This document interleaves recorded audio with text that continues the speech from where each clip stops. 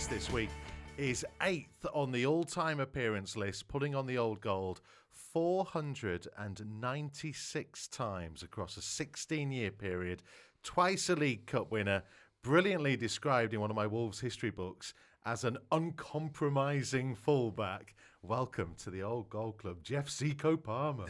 Pleasure. I love that, uncompromising. Is that a good description? I don't know what it can mean. A few things that can. Yeah, uncompromising. Yeah, I wasn't afraid of anybody, to be fair. And if the ball was there to be won, it was, it had to be won. But uncompromising, I think that's a little bit unkind. Well, Tony Matthews, the complete record of Wolves, it says, a sterling performer, full of energy and commitment. He was a strong kicker and was able to contain the trickiest of wingers. That's a bit better, isn't it? That's better, yeah. It puts me in a better light, I think that one does, yes. But strong, but also adept at what you needed to do. Yeah, I think so. I mean, when I first got in the team and Mr. McGarry gave me my chance, he always used to say to me, to start with, you're a defender. And that's what I want you to do, to defend. So basically, I had to work on my skills as a defender. But also, after, we used to have to get to support the forwards, get down the line. So basically, it was something that I had to work on. I think most of the players had to work on their skills. So basically, to start with, you defend, and then anything after was a bonus, basically. Right, local boy, supports the club. You probably followed them and watched them all through the years before the opportunity came. I'm asking you this: like, how much pressure was that for you to say yes, I'm gonna join Wolves? Because I'm a Celtic fan. John Barnes brought me into Celtic. I was there on trial, and it was too much for me. They brought me from Denmark, and then Stoke brought me. So, and I felt that was too much. I went and followed Celtic all over the country. But you had the opportunity. You took the opportunity. But how much pressure was that on you? You're right. I was born in Cannock, which is only about 12 mile away.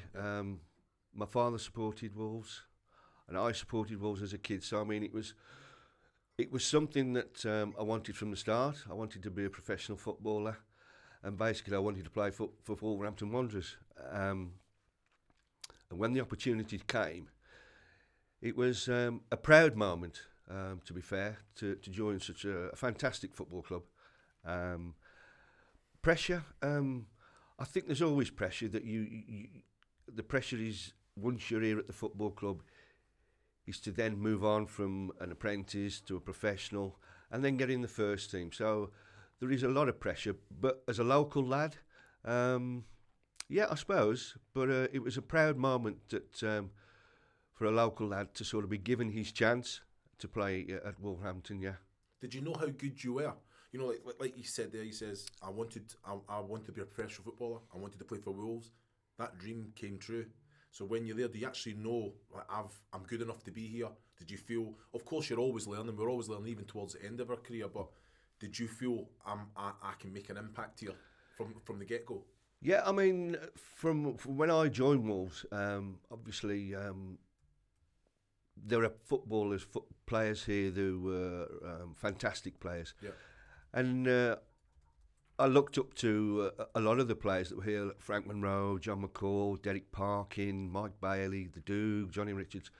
And I think it was one of those things that you see how they train, you see how professional they are, and that's how you have to be. And I realised that if I was to get in the first team, I had to be like those players. I studied Derek Parkin, how he played, how he trained, and it was something that it was hard. It was a hard thing to do, but you have to give up a few things to make it as a professional footballer, and I was prepared to do that. That's all I wanted to do, was to play football, and a bonus to play for Wolverhampton Wanderers. Yeah.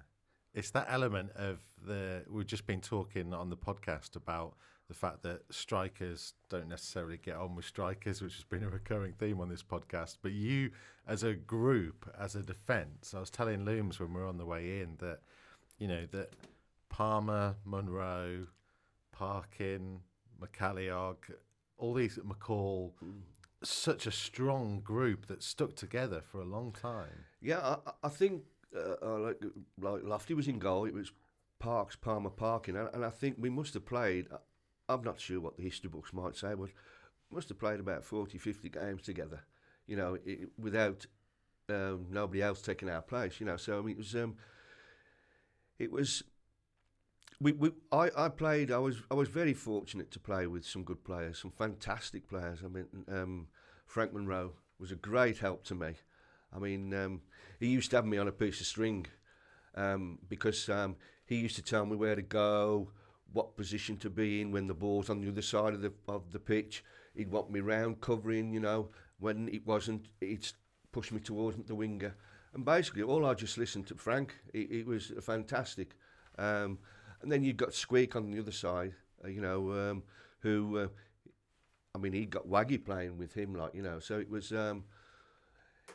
it was made easier. I mean, Mike Bailey was the captain, a fantastic captain, a true leader of the football team at the time.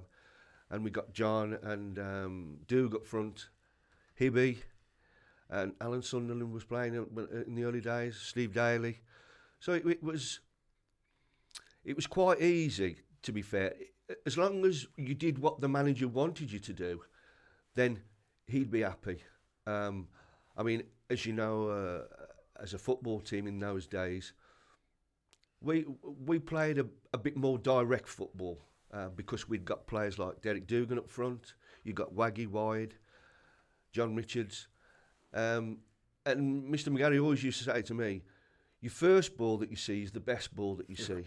And sometimes it might be up to a striker, it might be wide to Hibby, or if Mick Bailey sometimes comes short for it, you gave it him, and it was one of those things. I mean, sometimes he used to tell Mick Bailey off for coming back for the ball because he used to say, well, I've got Frank Monroe who can do that, so what do you need to come back for? So it was a mixture, but they always used to say that the first ball you see is the best ball. And to be playing with some fantastic players was, it made it a little bit easier for me. Right, you've jumped ahead there from when you were playing, so you get your professional contract on your 17th birthday. In that period of time, it's not, what was it, 2 years until you probably make your first league full debut against Birmingham. So you're talking about when you're playing, that they made it easy for you, they were talking, communicating, but how much did you improve in that period of time? That you knew that you were ready to be thrown in. Right, as you say, I was 17. I was an apprentice, and I had 12 months here as an apprentice.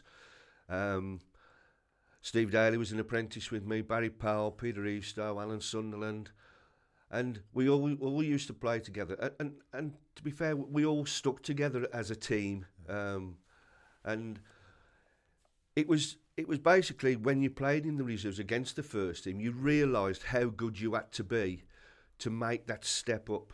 And then it was down to you to play in the youth team. You worked in the ranks, youth team, and then you played in the reserves. Once you get in the reserves, you think, right, well, I'm only one step away now. So you have to continue to work on your game, which, I mean, we did here. We used to train mornings and afternoons with the apprentices. And then when you make the step up to play in the reserves, obviously you're playing with first teamers who aren't in the team, maybe injured or with a form they've lost.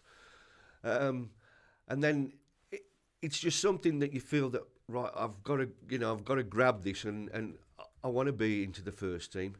I'm going to put pressure on Jerry Taylor or Bernard Shaw. I want the reserve team manager to say, well, look, I think he's ready for the first team.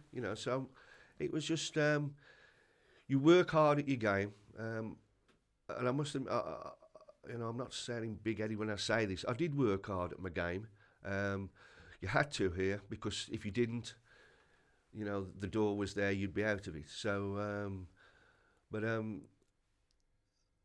it was just something that I just wanted to play for Wolves, and I was nearly there. I could grab it. You know what I mean? Yeah. It was up to me, nobody else. So it wasn't a day-to-day thing, as in training. You never, obviously you get brought in and train with the first team as well, but it was more a platform, the reserve game when you played against the first team or the youth team games. Yeah. So, but surely with the talent like even Daly, yourself, did you train a lot with the first team as well, and then you're actually seeing how they go about it, or was that kept quite separate? No, I mean, the first team, there'd probably be about 14 or 15. So you'd have the first team that played, say, on a Saturday, and a few of the senior pros who were in the reserves. But then you'd train with the apprentices or the professionals. And you then play against the first team. And you know, you think to yourself, well, this is what I want. I want to be on that side. Yeah. That's what my goal is. And so it didn't come. I mean, it wasn't sort of come overnight. I mean, it was. I had to work hard at it. But when you're given a chance, you have to. You have to take it. That's when the pressure's on you. Then. Well, this is the thing, because when you did get your chance, and you mentioned Jerry Taylor, and I was going to ask you kind of how he felt, because he's in the team, and all of a sudden you get in, and I think Bart, you might have come out for 1 or 2 games, and then all of a sudden, bam. Yeah. At 19, that spot is yours, and you do not relinquish that. Yeah, I always remember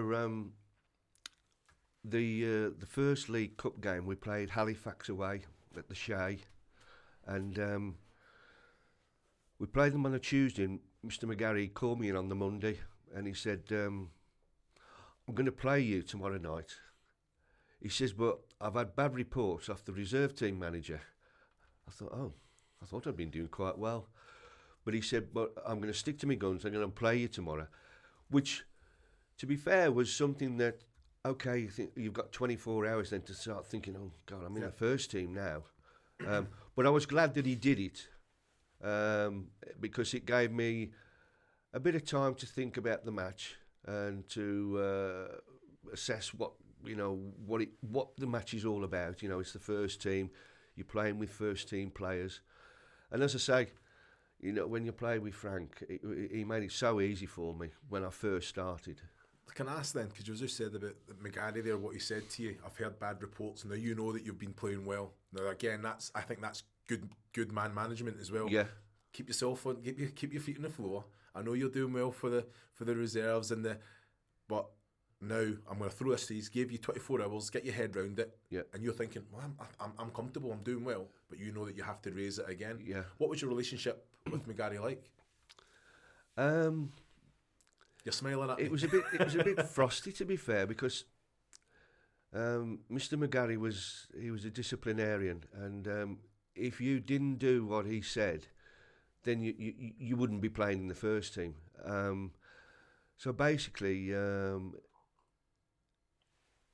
you had. I mean, I'm trying to put it simple, but what it is that, like I said to you before, the first ball that you see is the best ball, and this is what I want you to do. Anything that you besides that, it'd be on you. Yeah.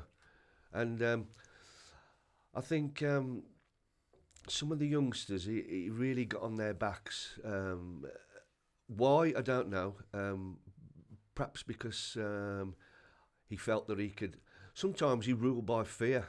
You think to yourself, "Oh God, I can't do that." Going at half time, McGarry's going to have his red head on. He's going to be ranting and raving at you. So, but it was. I found it very strange that the reserve team manager had said this, because I thought I had been playing quite well, Well, you don't know he did say it. No. I understand what you're saying now, but I think because of what he said to me, my relationship with the reserve team manager was a bit frosty then, because I thought, oh, you've gone in there. I thought you'd be saying, well done, Geoff. Yeah. But as you say, McGarry might have just said that just to cheer me up, so...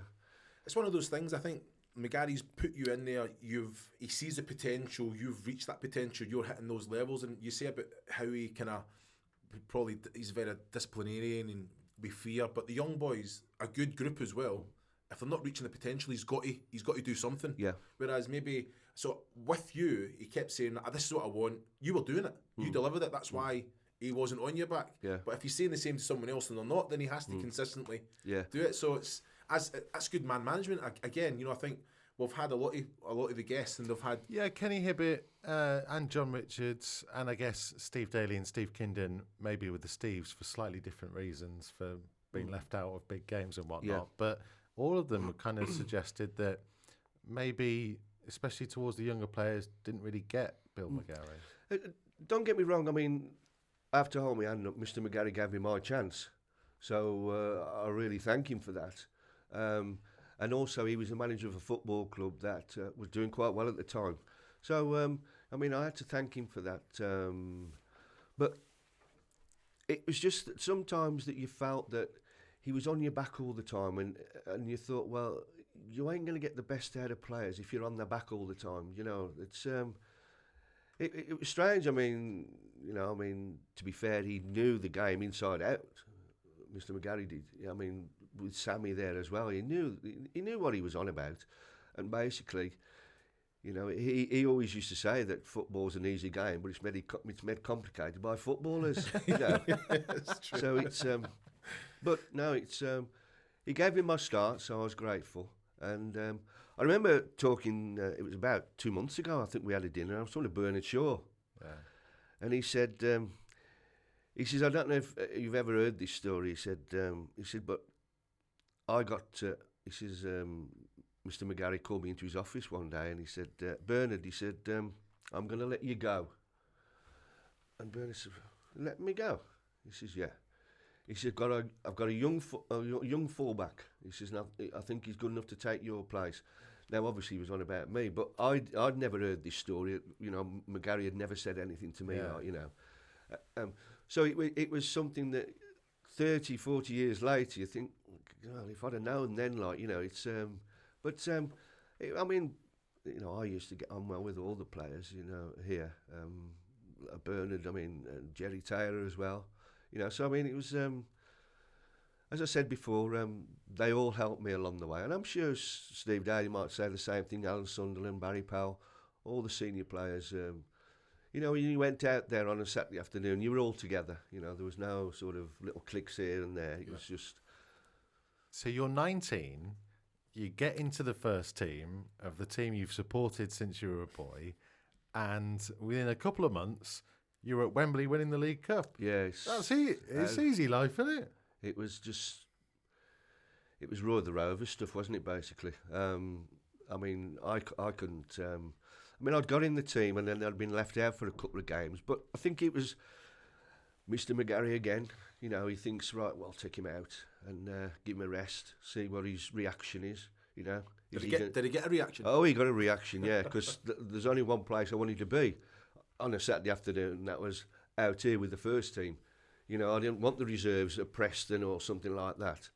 And I missed it. And I think it was just that G up that, he thinks, well, I'm good enough to play in the first team, but he's just going to give you a rest, and and it worked. He did get a reaction. Obviously, then I went through the season, and then obviously we won the League Cup. And fortunately, I was selected for the under 23, so I'd got a couple of games and playing with those. And I remember we played Wales, and John Richards played with me at the time down at Bristol City's ground. And Mr. McGarry had gone down and watched the match, and he brought us back. And on the Wednesday evening, he dropped us at the ground, and he just said to me, he said, "Oh, by the way," he says, "I want you in tomorrow morning, 10 o'clock.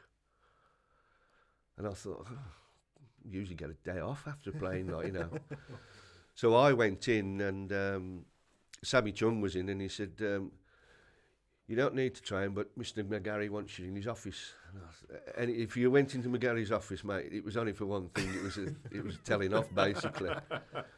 And I went in, and he just said to me, he says, "I've had you in." He says, "We've got Everton on Saturday.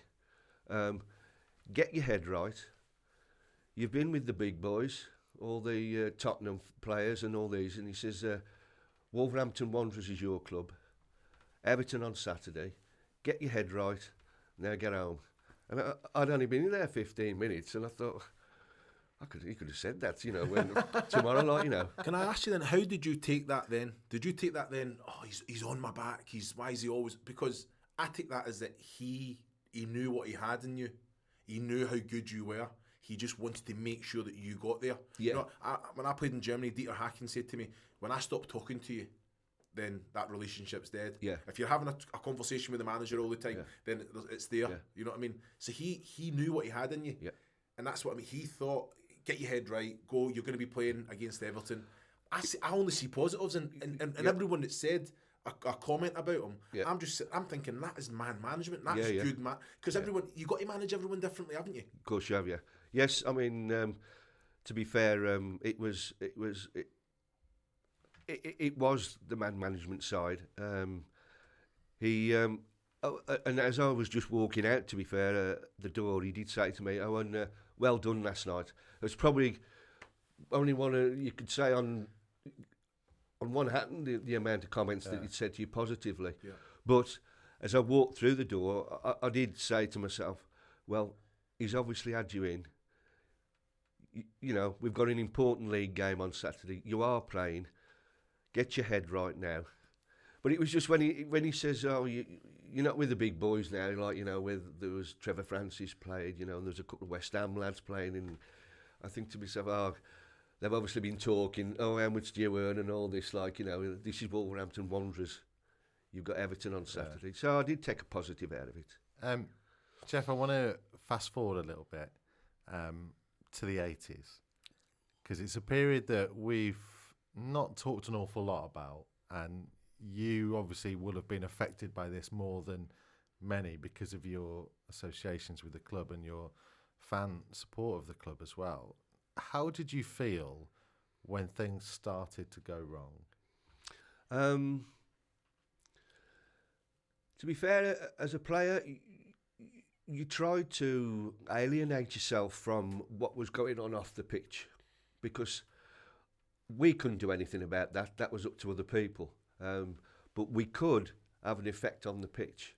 And I think when Mr. Barnwell left, and then the team started to slide, we went down into the First Division. I think Graham Hawkins took over. There was a new regime. Doug and his people were in, and there was a lot of young players. I think it made me a better person, because you then had to help the young lads. You know, the experience that I'd got, you'd got to pass it to the young kids, because you have to start somewhere, and they need help. We managed to get up that year with Graham Hawkins. I think we finished second to QPR. Yeah. But we still had a nucleus. Like John was there, Andy Gray was there, Hibby, Willie Carr. So, I mean, we did have some senior pros who were good players. But after that, we went into the First Division, then we got relegated straight away. The club started to go down in, i.e. the ground. Yeah. But as I say, it was one of those things that you try to forget what's going on off the pitch. You know, it was on the pitch where we could do something, and it didn't work, and it got worse, to be fair. I'm just fascinated by the mindset, though, because you love this football club. But it's not the football club that you joined. Things are just falling away. And Kenny Hibbitt said to us that kind of one of the worst things for him was kind of after he'd left, and he felt that maybe one or two of that group had stayed too long, that when he came back and you see it with, you know, falling apart and attendances in the low thousands, and I just thought how worse that must have been for you, given your love for this place. Yeah, to see, it's the Waterloo Road stand. I mean, that was shut. The North Bank, you got the Steve Bull stand was open, and parts of the South Bank. But the other, and there was, I mean, you used to go out there and we'd be playing. You know, no disrespect to Scunthorpe or teams like that, but it was hard. It was hard. It was really hard. I mean, you used to have to take your training kit home, wash it yourself, and it was just the club had just gone. Then it was just disastrous, which was a shame. And you think to yourself, well, where's the club going to go from here? I mean, hopefully we're going to go back to where they are now. But you didn't know that at the time. I had a week with Graham Turner. Before I left to join the police, and obviously we all know what happened after that. But just before that, Brian Little was manager, and we had players there who, no disrespect to other players, but they weren't as good enough as what I'd already played with, But that's the way the club was going at the time. You said there that you kind of ignored everything, the politics, the outside, and you thought about what you can go and affect. So when you cross that white line, but then when you look around and you know the players aren't good enough and you're on that slide, that you can't affect it. I think you look at a manager and a coach, when they give all the players the information and then they cross the line, it's up to the players then.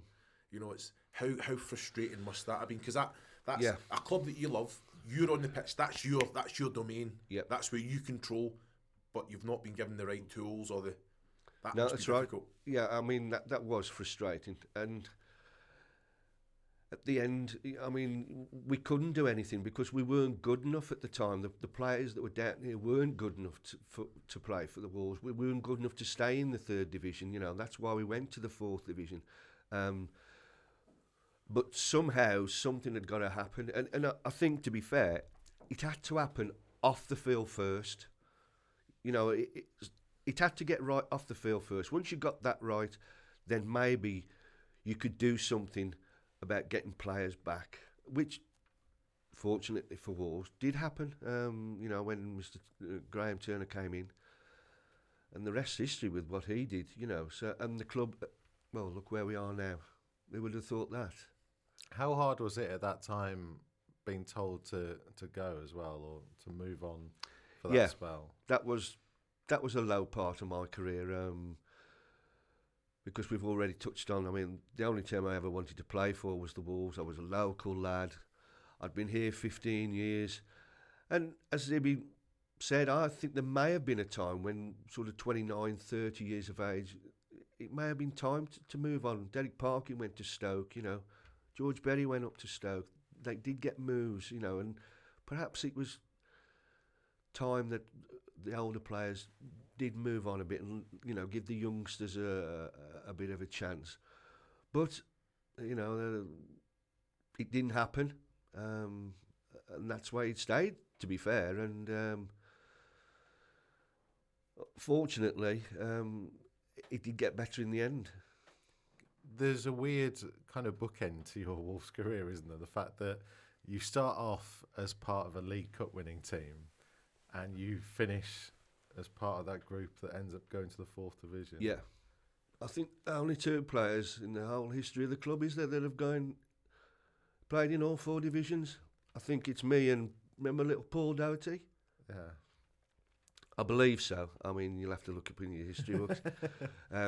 So I have seen the highs and the lows. But I've had more good times here than bad times. I really have had more. I met some fantastic blokes, fantastic players. And, hopefully I'm part of a football team that we did have a little success. In the 70s, I've played with some good players. Emily Hughes was a fantastic captain. I mean, what a story that is. I mean, the only thing he'd never won at Liverpool, and he comes down to Molineux and wins the League Cup.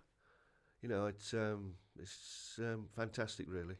We're going to get into some of the kind of players you played with and whatnot on our podcast extra, which is available to download from all the usual places. Just before we finish on our Facebook show, 16 years, effectively, at one football club. That'll never happen again, will it?